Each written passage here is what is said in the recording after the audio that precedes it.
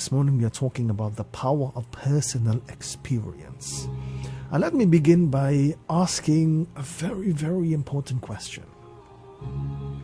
How many times have you formed an opinion about someone even before meeting that person? Maybe it was something you would have heard through the grapevine, a rumor, a review, a friend's warning, and then based on all of the above, you then cast a judgment. We've all done it at some point in our lives. It's only human nature. It's easy to go with what others may say. But today, I want you to challenge the impulse.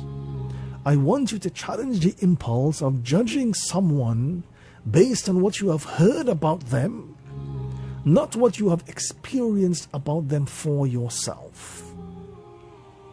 Because what you hear about someone is only a whisper, is only a shadow of the truth. To truly know someone, to truly make a good judgment of someone, you have to see them for yourself. You have to experience them for yourself, so to speak. And imagine this. You are about to meet someone new, whether it's a colleague, a classmate, maybe even a potential friend. But before you meet them, someone says to you, watch out for that person. He is rude, he is arrogant, he is not trustworthy, and so on and so forth. Now, of course, your guard is up immediately. You walk in already looking for flaws in that person. Every word they say is filtered through the lens of someone else's biasness. But what if that person was having a bad day when you met them? What if there was some form of misunderstanding? What if they really never knew them at all?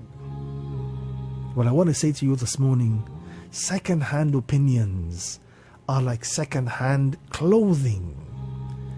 They may not fit you. They weren't meant for you. And when you judge others based on hearsay, you rob yourself and them of the chance to form something real. Every person you meet is fighting battles that you cannot see. They have lived through moments you will never know.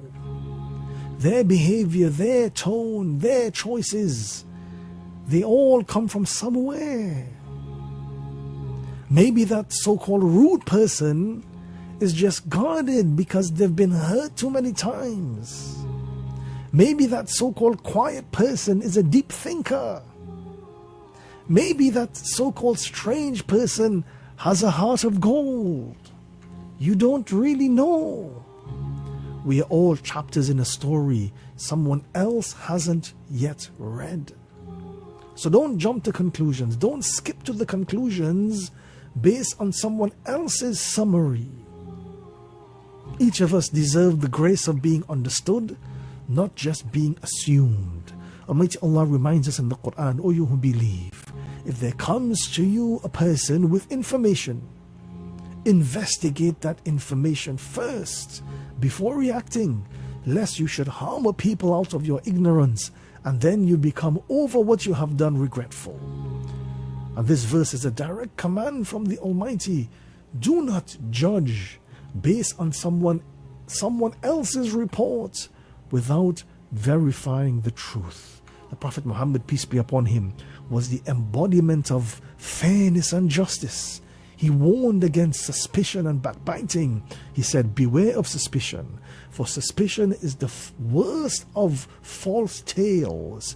Do not spy. Do not look for faults of others. Do not envy one another. Do not hate one another. Do not turn away from one another. But become the servants of Almighty Allah under the banner of brotherhood. When we judge someone based on another's opinion, we are falling into suspicion. And this leads to gossip, this leads to slander, this leads to division all of which are major sins in Islam. And here's the truth. Here's the absolute truth.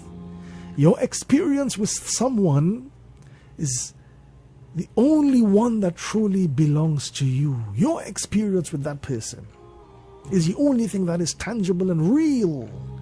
When someone else what someone else may have experienced might not reflect your interactions at all.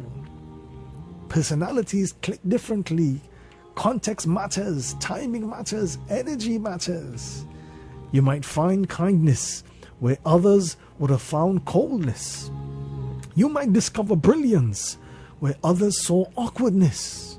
You might form a bond where someone else saw a barrier.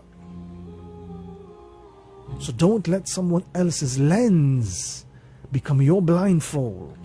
See people out of your own eyes. Don't base your judgment of others on someone else's opinion. Get to know them, get to know the other person yourself first, and then form your own opinion. And let me share with you a quick story. There was a student who transferred into a new school. Before she arrived, rumors started circulating that she is stuck up. She thinks she is better than everyone. So when she came and she joined that school, most people avoided her. One student, however, just one, decided to ignore the noise and sit with her for lunch. The conversation turned into a beautiful friendship, and that friendship revealed a kind, thoughtful, deeply compassionate person. It is very, very important that you don't make a judgment based on someone else's opinion. So what can you do to prevent yourself from falling into that trap? From falling into the trap of making a judgment about another person based on someone else's opinion? But first of all, pause before you judge. Ask yourself, do I really know this person? The second thing is that you must listen with fresh ears. Give people a clean slate. Let them tell their own story. Lead with curiosity, not conclusion. Instead of deciding who someone is, discover who they are. Challenge the gossip. Be the one who says that I will make up my own mind. I will not have my mind made up for me. A very important message this morning, and I want to end by this small anecdote. There was a young couple who moved into a neighborhood. So the next morning, while they were having breakfast, the young woman looked through the window and saw her neighbor hanging the laundry on the line outside. Immediately she commented that that laundry is not very clean. Our neighbor doesn't even know how to wash properly. Perhaps she needs better laundry soap. The husband, however, looked on, remaining silent. And every morning, every time her neighbor will hang out her washing to dry, the young woman would make comments about the washing being not clean.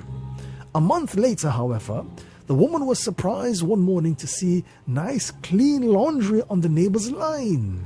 She said to her husband, "Look, she has finally learned how to wash correctly. I wonder who taught her this." The husband replied, "Today I got up early and I cleaned our windows. The dirt you have been seeing all along is a result of your dirty window, not a result of her laundry being dirty." And so it is with life. What we see when watching others depends on the clarity of the window through which we look. So don't be too quick to judge others, especially if your perspective of life is clouded by anger, by jealousy, negativity, or unfulfilled desires. See people for who they are. Really see them. Listen to your heart, judge with your spirit, and always give them the dignity of your own experience.